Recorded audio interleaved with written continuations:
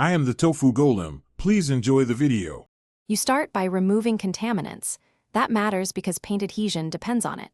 Once degreased, sand the panel to 320-400 grit to create bite for primer and make sure edges are feathered smoothly. Then mask precisely, using a 1/8 inch overlap to protect trim. This saves time later. Apply a high-build primer in 2-3 thin coats, allowing tack time between passes. This levels imperfections. Let it cure to recommended hardness before moving on, so the next layers behave predictably. You now mix the base coat precisely because proper ratio controls flow and drying. Strain it to avoid particulates. Begin spraying with steady passes. Hold 6-8 inches away and overlap about 50%. This ensures even coverage without runs.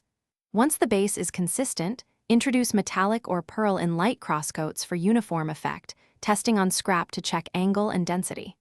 After color sits briefly, inspect for orange peel, if needed. Add 1 light glaze pass to harmonize the finish, then let it flash before clear. You finish with clear coat because it locks in depth and protects UV-sensitive pigments. Spray 2 to 3 wet clears with 10-15 minute flash time between coats, keeping ambient temperature stable for even cure.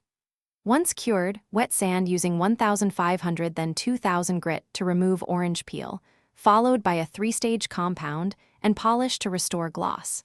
If runs or dust nibs appear, let the clear harden, sand the floss smooth. Then spot clear and blend. This targeted fix prevents stripping the entire panel. Thanks for watching.